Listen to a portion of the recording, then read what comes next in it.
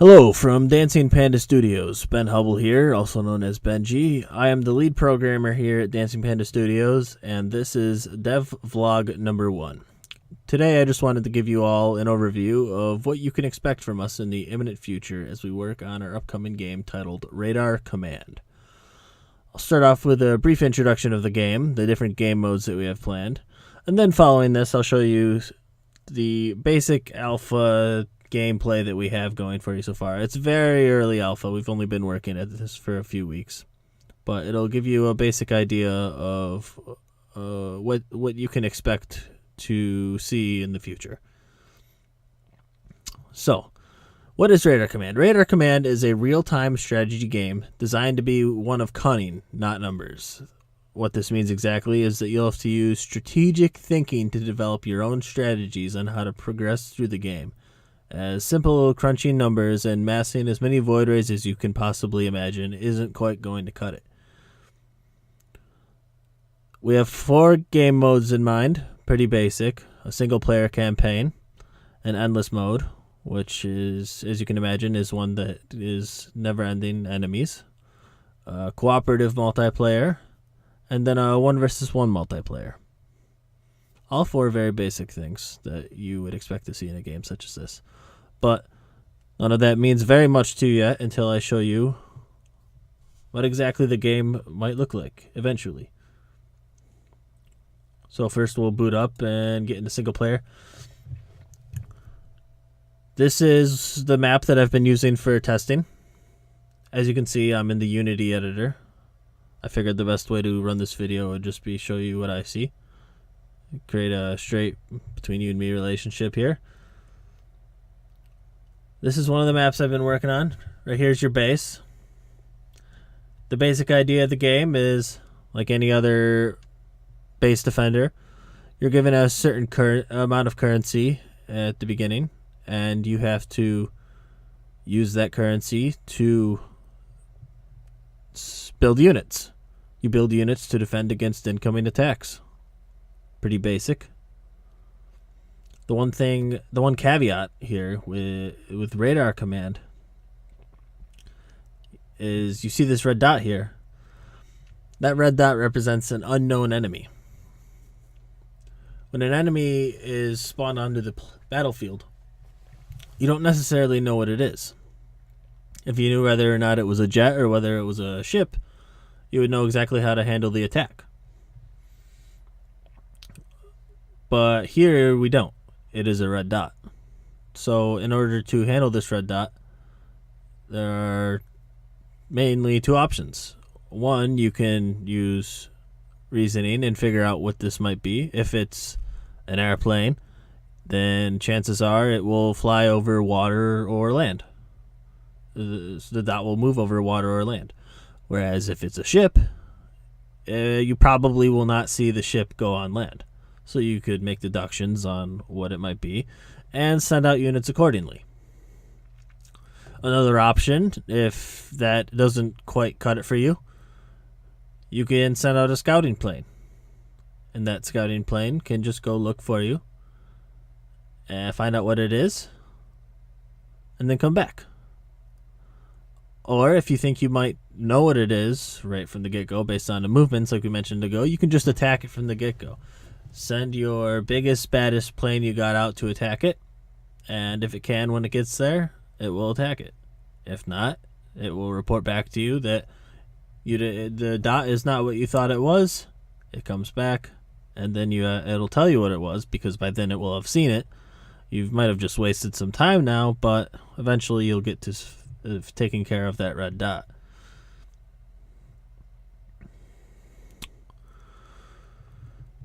So, a little bit more here. This here is what the GUI layout's going to look like, more or less. I mean, more, not less.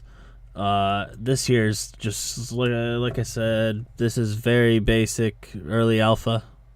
We've only been working at this for a few weeks, so this is just what we've been testing with. So this is the very first menu that I made up here.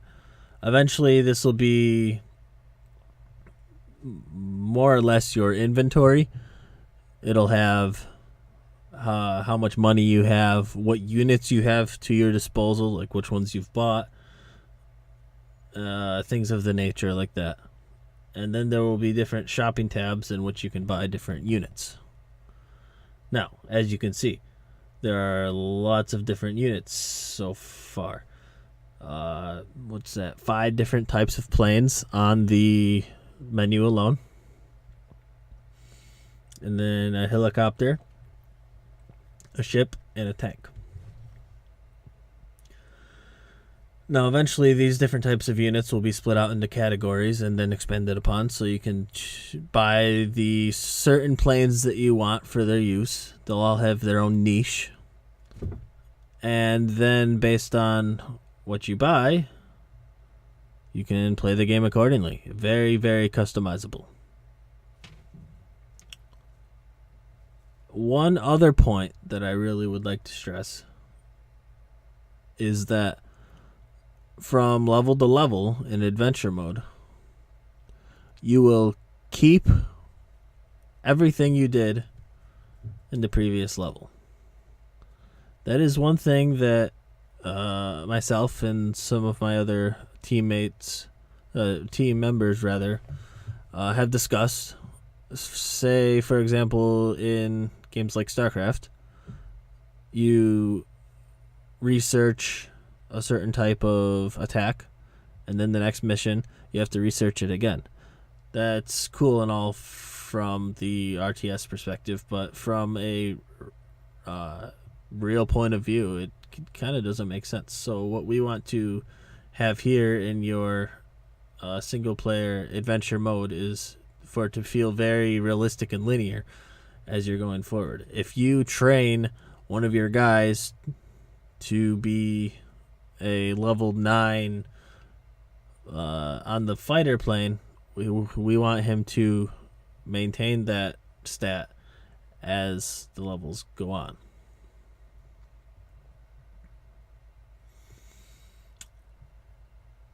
Next point.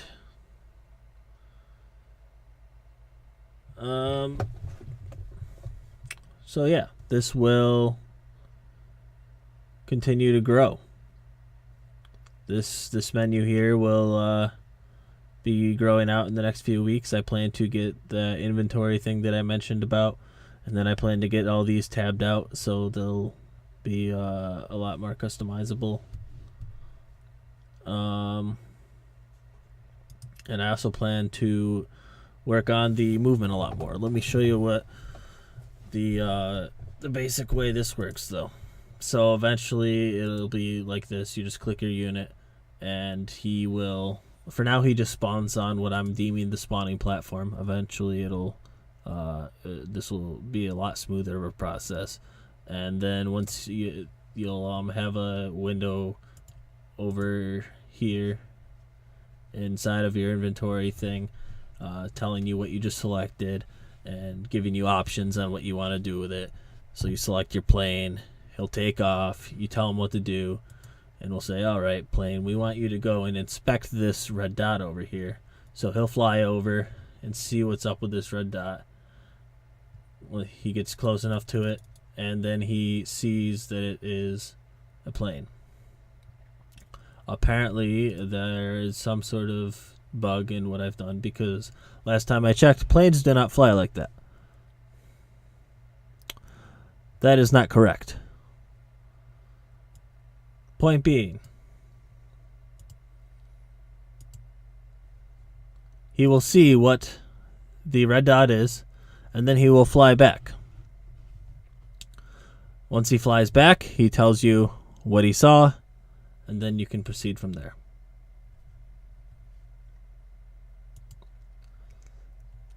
And that is the basic idea of the game.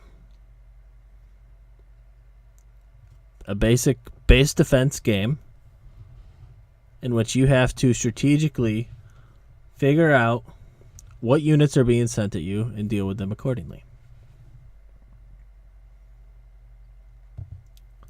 Other things that I plan on working on. For now, all I have implemented is basic plane movement. I can click somewhere and he flies there. accordingly. And if I click on this enemy and then move the enemy, he will adjust his path accordingly. That bug still exists. I will fix that.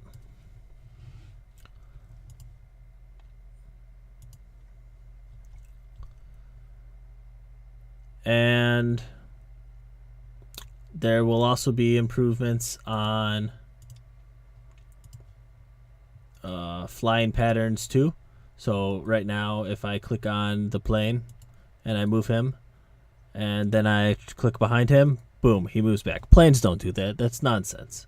So eventually, there will be specific flight patterns for each vehicle on how they can actually maneuver. So if I'm flying this way, and then I click over here like that, instead of doing that straight path, the plane will have to do a gradual turn like this in order to get to the spot where he is supposed to be. Well, whereas something, say, like a helicopter, whose animations aren't in place yet, he will be able to make much tighter turns and stuff. A lot more tight than a plane.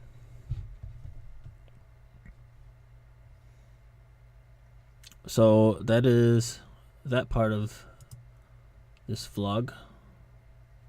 Things that are being worked on.